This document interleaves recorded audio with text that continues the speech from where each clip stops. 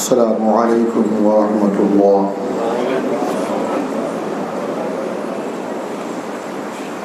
نحمده ونصلي ونسلم على حبیبه الکریم، اما بعد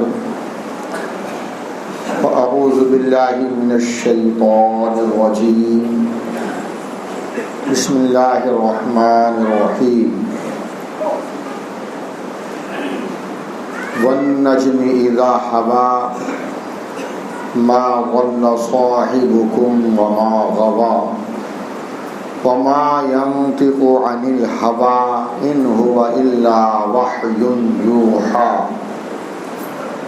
صدق الله مولانا العظيم وبلغنا رسوله النبي الأمين العالم الكريم، ونحن على ذلك لمن الشاهدين والشاكرين والحمد لله رب العالمين۔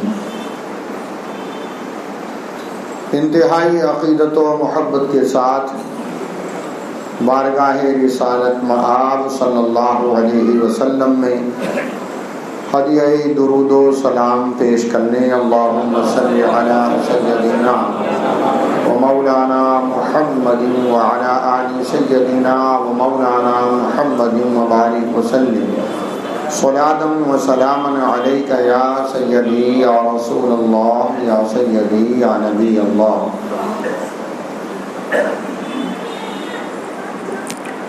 کل 27 رجب المرجب تھی، آج 28 ہے،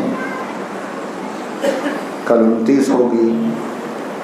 چاند دیکھنے کی کوشش کریں، چاند نظر آیا تو پرسوں یکم شعبان ہوگی، نہیں نظر آیا تو پرسوں 30 رجب ہوگی۔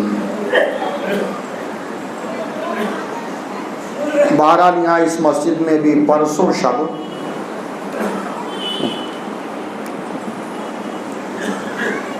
پروگرام تھا، اس سلسلے میں معراج النبی صلی اللہ علیہ وسلم کی نسبت سے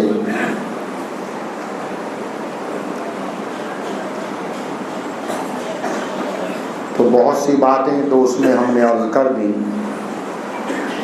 لیکن چونکہ آج محفل عام ہے، جمعۃ المبارکہ ہے، تو معراج النبی صلی اللہ علیہ وسلم کے سلسلے میں کچھ باتیں صاف واضح لفظوں میں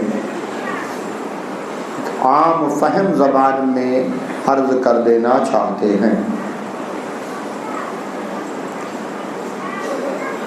ہمارے نبی صلی اللہ تعالی علیہ وسلم کو اللہ نے شرف معراج بخشا، جسے معراج النبی، معراج مصطفیٰ کہتے ہیں، اور یہ شرف اللہ رب العزت نے نبوت کے 10ویں سال، اعلان نبوت کے 10ویں سال، اسی ماہ رجب کی 27ویں شب میں یہ شرف عطا فرمایا۔ اس شرف کی تفصیل یہ ہے کہ اللہ رب العزت نے پہلے اپنے محبوب کو اپنے سب سے عظیم عظمت والے فرشتے، سب سے طاقتور فرشتے، اور جو تمام فرشتوں کے سردار ہیں، سید الملائکہ حضرت سیدنا جبریل علی نبینا علیہ الصلاۃ والتسلیم کے ذریعے مکۃ المکرمہ مسجد حرام سے مسجد اقصی بلوایا۔ مسجد حرام یعنی یہ مکۃ المکرمہ میں جو مسجد ہے، جس کے بیچوں بیچ میں خانہ کعبہ ہے، اور اس کے چاروں طرف جو مسجد ہے، یہ مسجد حرام کہلاتی ہے۔ اس کا نام ہے مسجد حرام، حرمت والی مسجد۔ تو یہاں اس مسجد حرام سے اللہ رب العزت نے اپنے فرشتے کے ذریعے اور اس کے لیے مخصوص سواری بھیجی تھی جس کا نام تھا براق۔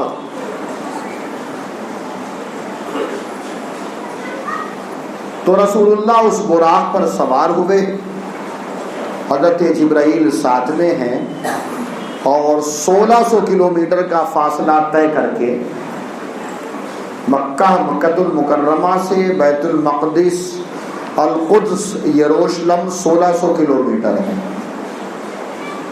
گوگل پر سرچ کرنے جو یہ کام جانتے ہیں، تو وہاں بلایا، اور وہاں پہلے سے تمام انبیاء و مرسلین کی ارواح طیبات حاضر تھیں۔ اس کا نام ہے بیت المقدس، شہر کو بھی بیت المقدس یا بیت المقدس کہتے ہیں، عرب کے لوگ اسے القدس کہتے ہیں، جس کو ہم لوگ مسجد اقصیٰ کہتے ہیں۔ تو انبیاء و مرسلین کی صفیں تب حاضر تھیں، ارواح طیبات ان کی صفیں لگی ہوئی تھیں، اور حضرت سیدنا جبریل علیہ السلام نے رسول اللہ کا ہاتھ پکڑا اور مصلی امامت پر بڑھا دیا۔ اس طرح سے بیت المقدس میں رسول اللہ نے تمام انبیاء و مرسلین کی امامت فرمائی۔ کوئی سوچنے والا معترض تو جس کے ذہن میں اعتراض آئے وہ کہہ سکتا ہے بھی نماز تو فرض ہی نہیں ہوئی، نماز تو ابھی رسول اللہ تشریف لے جائیں گے آسمانوں پر اپنے رب کے حضور، تو وہاں یہ نماز کا تحفہ ملے گا، تو یہ کون سی نماز تھی؟ تو ہم کہاں کہہ رہے ہیں کہ یہ فرض نماز تھی۔ کسی فرض نماز کی امامت نہیں کی، رسول اللہ نے نماز کی امامت کی، اور رسول اللہ نماز فرض ہونے سے پہلے بھی اپنے رب کی عبادت کیا کرتے تھے۔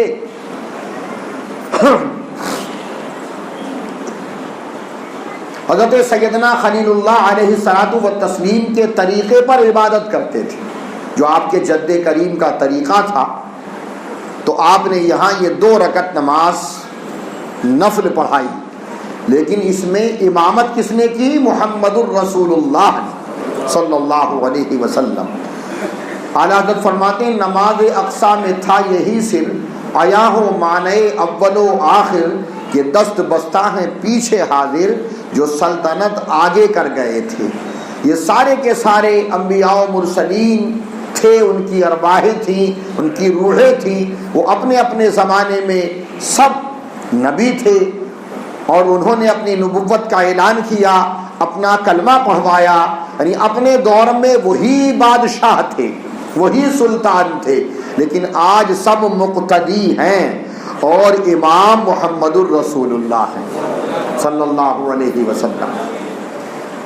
اب اس کے بعد یہ ایک سفر کا حصہ تمام ہوا۔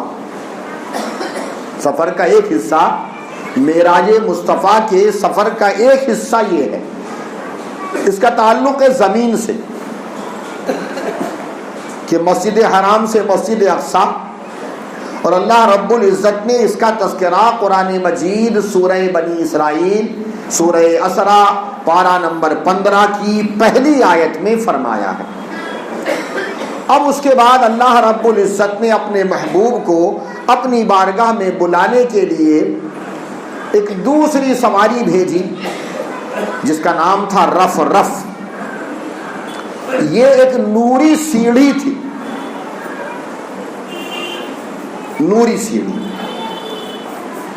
سمجھانے کے لیے اگر میں کہوں جیسے کہ آج کل لفٹ ہے، کتنے بلند و بالا ٹاور ہوتے ہیں، 15 منزلہ 30 منزلہ 4500 اس سے بھی زیادہ، اور دبئی میں برج خلیفہ تو کئی سو منزلہ ہے، اس طریقے سے اور دنیا میں ایک سے ایک بلند و بالا منزلیں ہیں، اور ان بلندیوں پر جانے کے لیے موجودہ زمانے میں الیکٹرانک سیڑھی یعنی لفٹ کا استعمال ہوتا ہے۔ بس آدمی کو اس میں داخل ہونا رہتا ہے، اور پھر وہ خود بخود لے کر آدمی کو اوپر بلندی کی طرف چلی جاتی ہے، جس نمبر کا اس نے بٹن دبایا وہاں جا کر ٹھہر جاتی ہے۔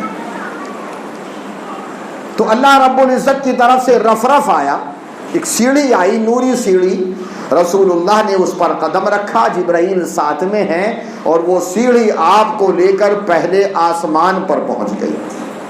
پہلے آسمان پر۔ رسول اللہ پہلے آسمان پر تشریف لے گئے تو وہاں حضرت سیدنا جبریل علیہ السلام نے دستک دی پہلے آسمان پر۔ تو پوچھا گیا کون؟ تو جبریل علیہ السلام نے کہا جبرائیل۔ پھر پوچھا وہاں کے دربان محافظین فرشتوں نے، جو وہاں کے خازن اور محافظ فرشتے تھے آسمانی اول کے، کہ آپ کے ساتھ بھی کوئی اور؟ کہ ہاں۔ کا کون؟ کا میرے ساتھ محمد صلی اللہ علیہ وسلم ہے۔ تو وہاں کے پہلے آسمان کے فرشتوں نے دروازہ کھول دیا اور مرحبا مبارکباد کی صدائیں دی۔ رسول اللہ پہلے آسمان کے اوپر پہنچے تو وہاں حضرت سیدنا آدم علیہ نبینا علیہ السلام سے ملاقات ہوگی۔ حضرت جبریل نے عرض کیا سلام کریں، یہ آپ کے جد، آپ کے والد گرامی حضرت آدم علیہ السلام ہیں۔ رسول اللہ نے انہیں سلام پیش کیا۔ حضرت آدم علیہ السلام تشریف فرما تھے، ان کی داہنی طرف بھی کچھ روحیں تھیں، بائیں طرف بھی کچھ نسمات اور روحیں تھیں۔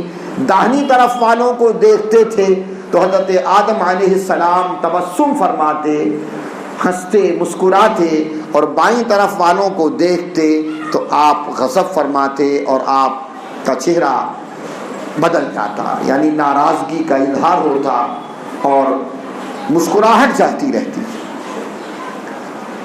تو رسول اللہ نے جبریل سے پوچھا یہ کیا معاملہ اور کیا ماجرا ہے؟ تو حضرت جبریل نے بتایا کہ یہ داہنی طرف نیکوکاروں کی روحیں ہیں اور یہ بائیں طرف بدکاروں کی روحیں ہیں۔ حضرت آدم کی اولاد میں جو نیکوکار ہوں گے وہ داہنی طرف ہیں، اور یہ بائیں طرف والے جو ہیں یہ بدکار سیاہ کار ہوں گے۔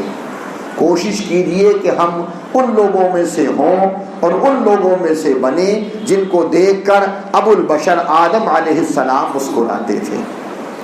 اللہ ہمیں ان میں سے نہ کر دے، ہم ان میں سے نہ ہو جائیں کہ جن کو دیکھ کر حضرت آدم علیہ السلام ناراضگی کا اظہار فرماتے تھے۔ پھر وہاں سے اسی نوری سیڑھی کے ذریعے آپ پہلے آسمان سے دوسرے آسمان پر تشریف لے گئے، وہاں بھی یہی صورتحال پیش آئی۔ حضرت جبریل نے دستک دی اور اس کے بعد دروازہ کھولا گیا۔ یعنی اس سے یہ اہتمام سمجھ میں آ رہا، توجہ دیں، ہم نے اتنی کتابیں پڑھی احادیث کریمہ کی، اتنے زمانے سے پڑھا رہے ہیں، لیکن ہم نے کہیں کسی حدیث پاک میں کسی میں یہ نہ پڑھا کہ جبرائیل علیہ السلام نے کبھی بھی آتے جاتے، جب بھی وہ آسمان کی بلندیوں سے آئے، نیچے آئے، واپس تشریف لے گئے، بارگاہ الہی میں گئے وحی الہی لینے کے لیے، پھر آئے رسول اللہ کی بارگاہ میں، کبھی بھی آتے جاتے فرشتوں نے ان سے پوچھا ہو، کوشچن کیا ہو کون؟ لیکن آج کیا بات ہے کہ آج فرشتے کوشچن کر رہے ہیں، سوال کر رہے ہیں کون؟ معلوم ہوتا ہے کہ آج اسپیشل پروٹوکول ہے، آج اسپیشل اہتمام ہے، آج دروازے اسی کے لیے کھلیں گے جس کے لیے انتظام ہے اور انصرام ہے، اور جس کے استقبال کی تیاریاں ہیں، جس کو بلایا گیا ہے، آج دروازے اسی کے لیے کھلیں گے، دوسرے کے لیے نہیں کھلیں گے۔ اسپیشل انتظام اور پروٹوکول تھا۔ اس طرح سے پہلے، دوسرے، تیسرے اور ان آسمانوں پر انبیاء کرام سے ملاقات ہوئی۔ اب ذرا آپ توجہ دیں، روح کی طاقت کا اندازہ لگائیں۔ ابھی آپ نے سنا، یہ جو میں مضمون پیش کر رہا ہوں احادیث کریمہ سے ثابت ہے، واضح، کوئی بھی اس کا انکار نہیں کر سکتا، اور نہ کیا کسی نے آج تک، کہ یہ سارے انبیاء کی روحیں بیت المقدس میں حاضر تھیں، اور پھر ان میں سے کچھ انبیاء کرام سے، سب سے نہیں، کچھ انبیاء کرام سے رسول اللہ کی ملاقات پہلے آسمان پر، دوسرے پر، تیسرے پر، چوتھے پر، پانچویں پر، چھٹے پر ملاقاتیں ہوئی۔ حضرت ادریس سے ملاقات ہوئی، حضرت موسیٰ سے ملاقات ہوئی، حضرت عیسیٰ روح اللہ سے ملاقات ہوئی، حضرت زکریا سے اور حضرت عیسیٰ سے، حضرت یحییٰ اور زکریا سے ملاقات ہوئی۔ چھٹے آسمان پر بیت المعمور سے ٹیک لگائے ہوئے حضرت ابراہیم خلیل اللہ سے ملاقات ہوئی۔ تو ابھی کچھ وقت پہلے وہ زمین پر بیت المقدس میں حاضر تھی وہ روحیں، اور کچھ ہی وقت کے بعد انبیاء کرام کی ارواح آسمانوں پر حاضر ہیں۔ اس سے آپ اندازہ لگائیں کہ روح کی قوت کا عالم کیا ہے، اور جو اللہ کی بارگاہ کا جتنا مقرب ہوگا اس کی روح اتنی ہی طاقتور ہوتی ہے۔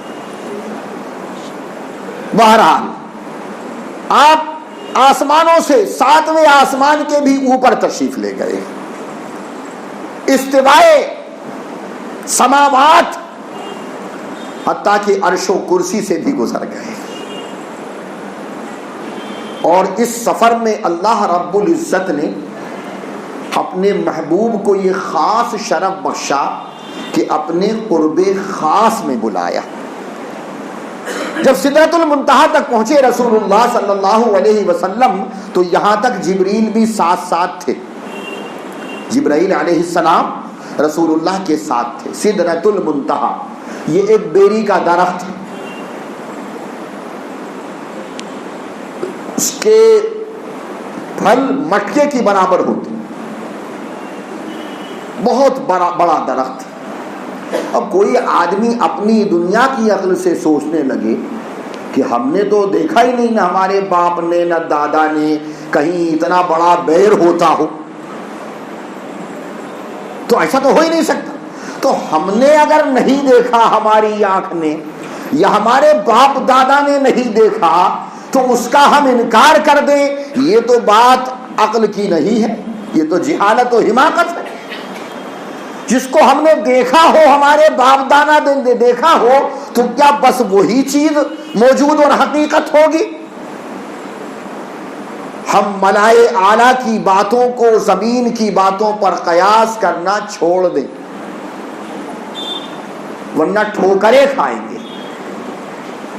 تو سدرۃ المنتہا تک تو جبریل ساتھ گئے، اور اس کے بعد جبرائیل نے کہا یا رسول اللہ اب میں آگے نہیں جا سکتا، اگر یکسرے بوئے برتر پرم فروغ تجلی بسوزد پرم، اگر میں ایک بال کے برابر بھی اگر آگے بڑھا تو رب تبارک و تعالیٰ کی تجلیات ذات میرے بالوں پر کو جلا کر خاکستر کر دیں گی، میری طاقت پرواز یہاں ختم ہو چکی ہے بس۔ تو رسول اللہ نے یہ نہیں کہا کہ تم نہیں جا سکتے تو میں کیسے جا سکتا ہوں۔ آج کل کچھ لوگ جو ہے نبی کی ذات کو اپنے اوپر قیاس کرنے لگتے ہیں۔ کچھ احمق لوگ یہ قیاس کرنے لگتے ہیں کہ نہ ہم تو کبھی اڑے نہیں ہیں جسم کے ساتھ، ہمارے باپ دادا نہیں اڑے، ہم نے کسی انسان کو جسم کے ساتھ اڑتے ہوئے فضا میں دیکھا نہیں ہے، تو رسول اللہ جسم کے ساتھ کیسے جا سکتے ہیں؟ یہ تو فزیکلی طور پر ناممکن ہے، امپاسبل ہے، یہ حماقت ہے۔ ہم رسول کی ذات کو اپنی ذات پر قیاس کرتے ہیں۔ تمہارے لیے کون سا براق آیا ہے بتاؤ؟ آج تک کوئی اچھا گدھا بھی نہیں آیا ہوگا جیسا حمار اللہ رب العزت نے حضرت عیسیٰ علیہ السلام کو عطا فرمایا تھا۔ تو حمار کے لائق نہیں ہے، گدھے پر سواری کے لائق نہیں ہے، اور پھر اپنی عقل سے سوچتا ہے کہ رسول اللہ جسم و جسمانیات کے ساتھ کیسے تھوڑی دیر میں چشمے زدن میں مختصر سے وقفے میں مسجد حرام سے مسجد اقصی گئے ہوں گے، اور پھر مسجد اقصی سے آسمان کی بلندی کی طرف کیسے گئے ہوں گے۔ فزیکلی طور پر ایک انسان اڑ نہیں سکتا، اور اس زمانے میں تو یہ فلائٹ بھی نہیں تھے، راکٹ بھی نہیں تھے، یہ چیزیں تو تھی ہی نہیں۔ اور رسول اللہ راکٹ سے گئے کب ہیں؟ فلائٹ سے گئے کب ہیں؟ ان کے رب نے انہیں اپنی بارگاہ میں بلایا، ان کے رب نے انہیں اپنی بارگاہ میں بلایا تو ویسی سواری کا انتظام کر دیا. رسول اللہ اس سواری پر تشریف فرما ہو کر، براق پر سوار ہو کر مسجد حرام سے مسجد اقصیٰ گئے، اور پھر مسجد اقصیٰ سے رف رف پر سوار ہو کر آسمان کی بلندیوں پر گئے، اور پھر اس سے آگے رب تبارک و تعالیٰ کے خصوصی تجلیات سے اپنے رب کے حضور پہنچے. یہ وہ مقام و شرف ہے ایک بندے کے لیے، اور ہر بندے کے لیے نہیں، بندے خاص محمد الرسول اللہ صلی اللہ علیہ وسلم کو اللہ نے یہ وہ مقام، یہ وہ شرف عطا فرمایا ہے کہ جس بلندی تک نہ کوئی پہنچا ہے اور نہ قیامت تک کبھی کوئی پہنچ سکتا، کوئی نہیں پہنچ سکتا. آدم و عیسیٰ تک بھی،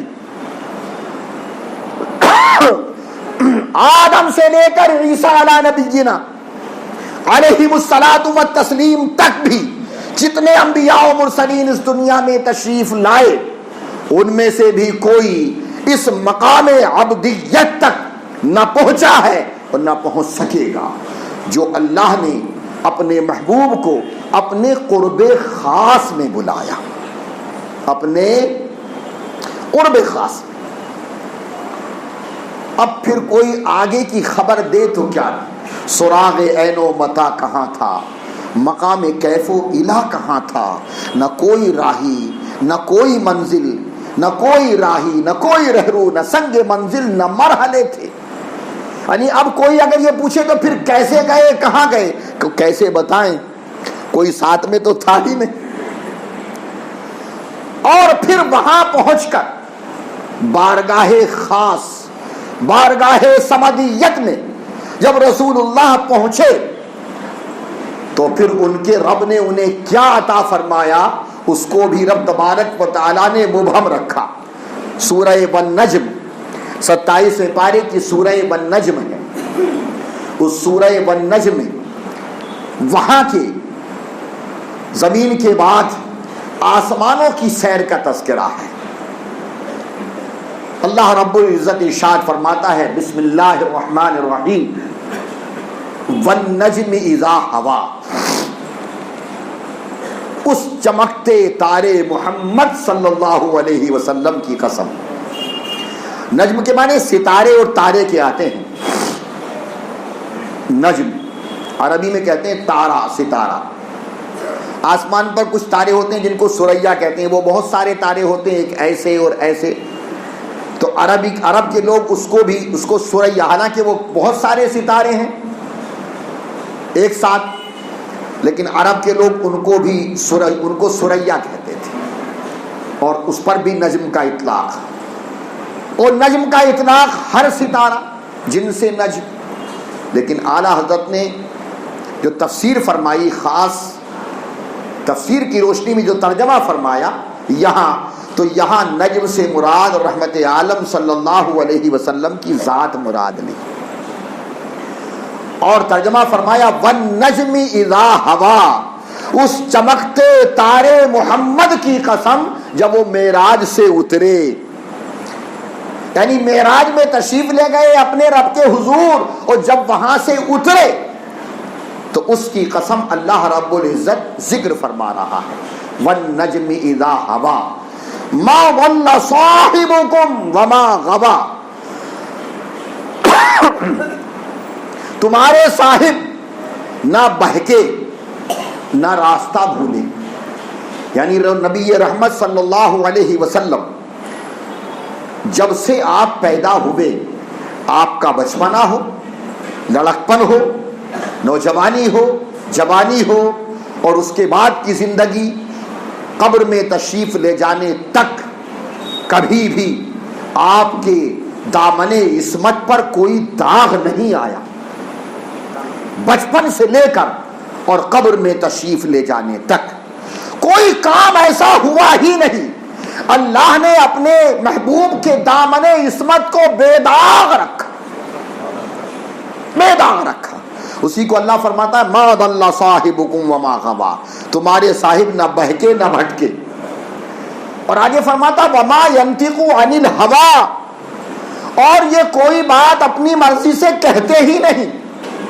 ان هو الا وحی یوحی، مگر یہ وہی کہتے ہیں جو وحی الہی ہوتی ہے، یعنی ان کی زبان سے وہی نکلتا ہے جو اللہ رب العزت کی وحی ہوتی ہے. تو اب کوئی اگر یہ سوچے کہ اعلان نبوت تو 40 سال کی عمر میں آپ نے فرمایا، جب آپ کی عمر 40 سال کی ہوئی تو 40 سال سے پہلے کی جو عمر گزری اس میں تو آپ کی طرف وحی نہیں آ رہی تھی، پھر آپ کی زبان سے وحی کیسے؟ تو جو اس وقت بھی کہا وہ وہی کہا جو رب کو منظور تھا. آپ کا دامن عصمت بالکل محفوظ رہا، بچپنا ہو، لڑکپن ہو، نوجوانی ہو، جوانی ہو، ادھیڑ پن ہو، ہمیشہ ما ضل صاحبکم وما غوا وما ينطق عن الهوى ان هو الا وحی یوحی. تو حضرات، ہمارے نبی صلی اللہ علیہ وسلم کو رب نے یہ عظمت اور یہ شرف عطا فرمائی کہ جو عظمتوں کا منتہا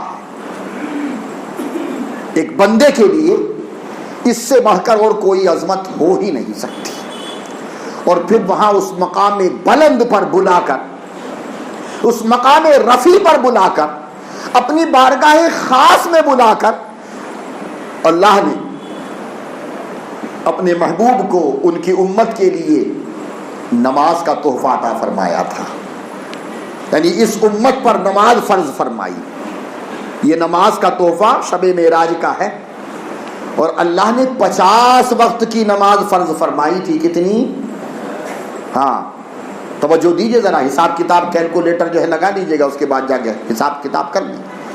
اللہ نے 50 وقت کی نماز فرض کی تھی. اگر 50 وقت کی باقی رہتی تو کیسے آپ ٹائم ٹیبل سیٹ کرتے؟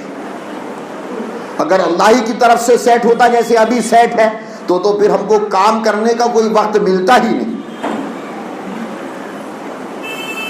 50 وقت کی 24 ہی گھنٹے ہیں، ہر آدھے گھنٹے سے پہلے ایک نماز پڑھنی پڑتی. لیکن اللہ نے کرم فرمایا، رحم فرما دیا، اور اس کا سبب بنے حضرت موسیٰ علیہ السلام. جب رسول اللہ لے کر تشریف لا رہے تھے نماز کا تحفہ تو حضرت موسیٰ علیہ السلام ملے، علیک سلیک ہوئی، پوچھا اللہ نے آپ کی امت کے لیے کیا دیا؟ تو رسول اللہ نے فرمایا میرے رب نے میری امت کے لیے 50 وقت کی نمازیں فرض کی ہیں. موسیٰ علیہ السلام نے کہا بنی اسرائیل کو آزما چکا ہوں، میں آپ سے پہلے دنیا میں جا چکا ہوں، بنی اسرائیل کو آزما چکا ہوں، آپ کی امت ادا نہیں کر سکے گی، لہذا جائیے تخفیف چاہیے اپنے رب سے. متعدد روایتیں ہیں، مختلف ہیں. رسول اللہ تشریف لے گئے، پھر گئے تو پروردگار عالم نے 5 وقت کی نماز کی تخفیف کر دی. پھر آئے حضرت موسیٰ نے پھر کہا، پھر تشریف لے گئے. اس طریقے سے 9 مرتبہ، اور بعض روایتوں میں 10 کی تخفیف، 4 مرتبہ 10 10 چوک 40، اور پھر 5ویں مرتبہ 5 45 کی تخفیف ہوئی، اور ایک حدیث کے مطابق 5 کی تخفیف ہوئی. یعنی 9 مرتبہ رسول اللہ اپنے رب کے حضور جاتے رہے، آتے رہے، جاتے رہے، آتے رہے، اور موسیٰ علیہ السلام ان نگاہوں کو دیکھتے رہے جو رب کو دیکھ کر آ رہی تھی. اس لیے کہ موسیٰ علیہ السلام نے رب کو دیکھنے کی درخواست کی تھی اس دنیا کے اندر، تو انہیں جواب ملا تھا لن ترانی، اے موسیٰ مجھے نہ دیکھ سکو گے. تو موسیٰ علیہ السلام نے اس دنیا میں طور پر رب کو نہ دیکھا تھا اور نہ دیکھ سکے تھے، بے ہوش ہو گئے تھے، زمین پر آ رہے تھے. لیکن آج وہ ذات جو اپنے رب کو دیکھ کر اپنے سر کی آنکھوں سے آ رہی ہے، آج اس کی آنکھوں کو دیکھ رہے ہیں. لہذا ذات کو نہ دیکھ سکے تو ان دیکھنے والی آنکھوں ہی کو دیکھ رہے ہیں. تو یہ اس طرح سے حضرت موسیٰ علیہ السلام نے رحم فرمایا، کرم فرمایا. اے اللہ کے بندو، کرم ہے اس پروردگار کا. آخر میں رب نے فرمایا تھا یہ اب 5 ہیں اور اب اس میں کوئی تخفیف نہیں ہوگی، اور رسول اللہ نے پھر تخفیف چاہی بھی نہیں، لیکن فرما دیا تمہاری امت کا جو بندہ 5 وقت کی پڑھے گا ثواب 50 وقت کا ملے گا. کتنے کا؟ تو غفلت چھوڑو، رب کی رحمت سے قریب ہو جاؤ. بہت پستی میں جا چکے ہیں ہم، اس پستی سے اوپر اٹھو. اس پستی سے نکلنے کا ایک ہی حل اور ایک ہی علاج ہے کہ ہم اپنے رب سے اپنا رشتہ مضبوط کر لیں. اللہ تبارک و تعالی ہمیں اور آپ کو سب کو عظمت مصطفیٰ سمجھنے کی توفیق عطا فرمائے اور رسول اللہ کی سچی غلامی قبول کرنے کی اور جو ہم پر فریضہ ہے اسے ادا کرنے کی توفیق رفیق عطا فرمائے. جن حضرات نے سنتیں ادا نہ کی ہوں وہ سنتیں ادا کر لیں.